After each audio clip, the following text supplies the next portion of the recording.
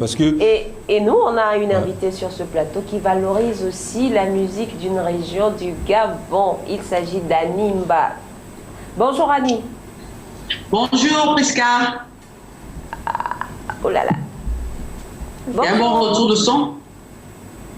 Bonjour. Oui, là on t'entend mieux. Merci Annie. Tu es toute belle. Oui. Merci beaucoup. Bienvenue à Label TV Annie. C'est vrai que c'est la deuxième fois que tu es à Label TV. Oui, c'est la deuxième fois et pour moi c'est un plaisir d'être toujours reçu par une équipe choc aussi que la vôtre. La fille est quand?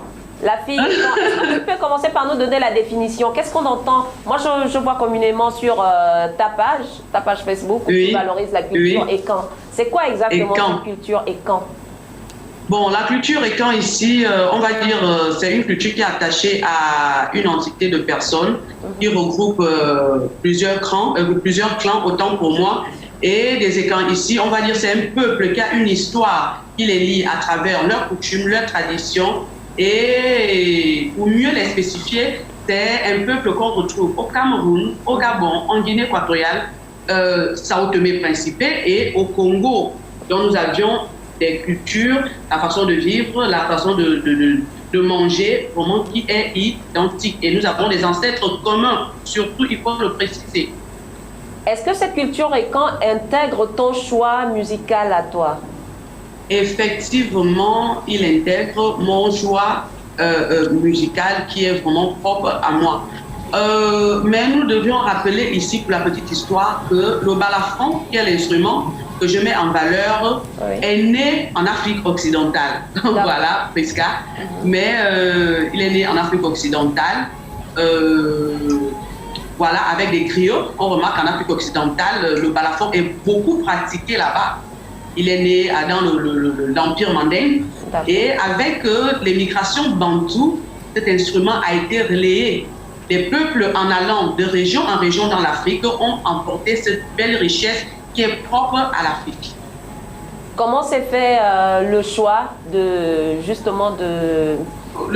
choix déjà au préalable, je suis née dans une famille musicale. Et je suis de celle-là, quand j'étais jeune, je restais beaucoup avec mes grands-parents. Et dans mon village, il y avait plusieurs danses. On pouvait retrouver les mokom, Ozila, Menzan, le Ngontan, même le Ndombé. Mais moi, je préférais rester plus avec mes parents qui jouaient plus balafon. Et c'est comme ça où est née cette passion.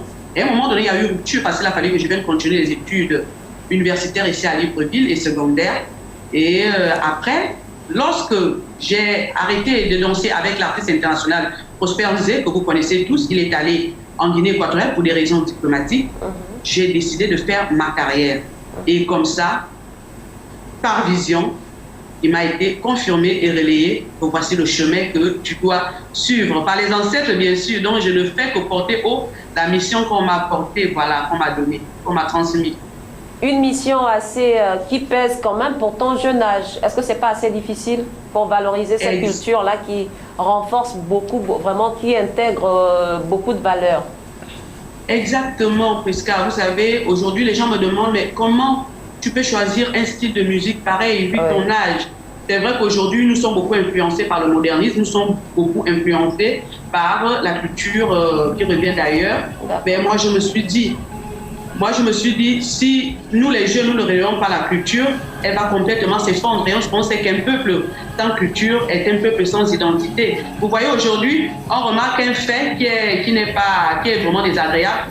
Nos enfants que nous avons dans nos maisons ont du mal à pratiquer la langue maternelle. Pourquoi? Parce que nous, les parents, on n'arrive pas à relayer la pratique de cette langue.